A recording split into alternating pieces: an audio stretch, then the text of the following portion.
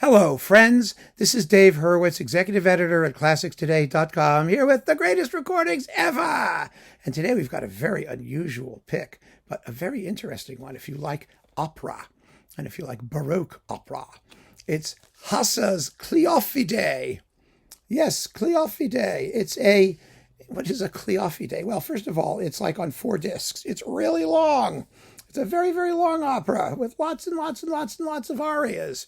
It has 3 acts. The text is by Metastasio, who was the Viennese court poet and the author of like every Baroque opera libretto that was set over and over and over and over and over again in the 18th century. And so there's that. And it was first performed on September 13th in Dresden. That's the version here, the Dresden version, 1731. Now, Hasse, Johann Adolf Hasse was his name. He lived from 1699 to 1783. Imagine, 1783, that's middle period Haydn and Mozart. I mean, mature classical period, but he was a Baroque composer.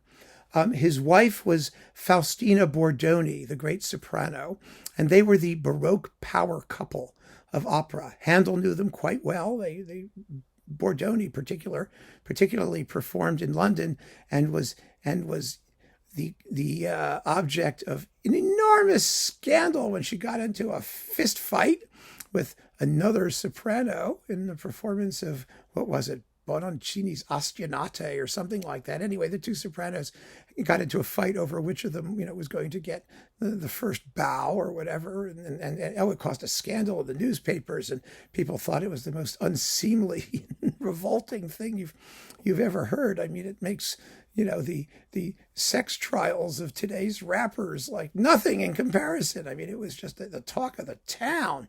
But anyway, Faustina Bordoni and Hasse were married, and he wrote tons and tons of operas. He was the most popular in his day, probably, composer of Baroque opera seria, that is serious opera, which consisted mostly of what they called da capo arias that had an ABA form, where you sing the first part and the second part, then you do the first part with ornaments, and you canoodle around with it again.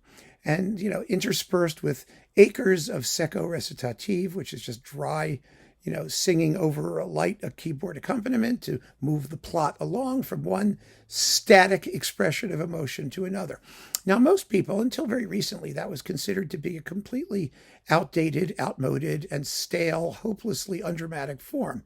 Then the Handel revival began, and the period instrument people got a hold of these things. And quite frankly, one of the best things they ever did was recover the stylistics of opera seria, because some of these pieces are thrilling. The arias are incredibly moving. The plots are fun and incredibly complicated and tangled up. And the singing can be extraordinary, absolutely extraordinary. I mean, we lament today the dearth of great Verdi and Wagner singers, big, heavy voices that could do that late romantic repertoire. But there is no shortage of amazing singers in Baroque, for Baroque music, which are lighter but very agile voices. Of course, we don't have castratos. Good. We tend to use countertenors. Now we have very good countertenors. I mean, we finally trained a crop of them, so they're okay. But before it was kind of touch and go, and you really were better off using women, which is what, of course, composers of the day used if they didn't have a castrato handy. I mean, it wasn't like you could just call the corner deli and get one. You had to, there were a few really famous ones and a lot of less famous ones. And if you didn't have them, you used women, because the conventions of Baroque opera seria were that the lead characters were high voices.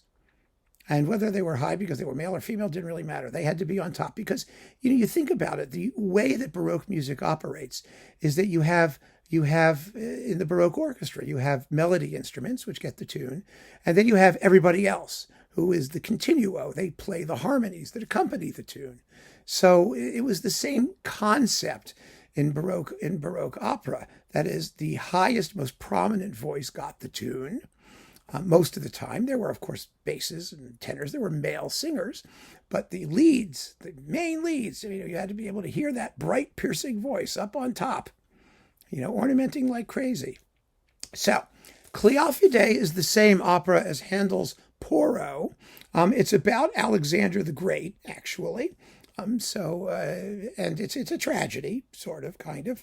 And this is a wonderful performance of it. This is with the Cappella Coloniensis and William Christie before he got his group in Paris, that has since made 1 billion Baroque opera recordings. I mean, this was recorded in let's see, when was this recorded? 2011? Yes, it says 2011, but I think this actually was recorded earlier. Let's make sure. Let me just see what the actual date was. Like I said, it's on 4 CDs on Capriccio, on the Capriccio label. And Hasse, this is, I think, the first recording of a complete Hasse opera. I really do. I mean, up to this point. Was it 2011? Let's see. I'm going to the back page here. Oh, there is no back page here. All right, got to take their word for it. It says 2011. There are no other credits. But it was really an amazing performance. It's a wonderful performance, and it features an incredible cast. The cast is, let's get this straight. It's Emma Kirkby as Cleofide, Derek Lee Ragin, the countertenor, is Porro, Agnes Mellon, who does everything. She was I've been doing Rameau in random reviews from the Overflow Room. She's in all those Christie Rameau recordings.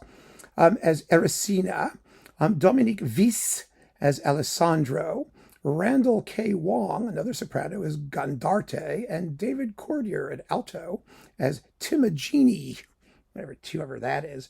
But the point is that he was a wonderful composer. He wrote tuneful, singable music. It was enormously popular at its day, and this is a glorious sample of one of his really major works. I mean, major works. There is a disc of highlights, which Bob Levine reviewed for us at ClassicsToday.com, which you can go check out if you're interested over there.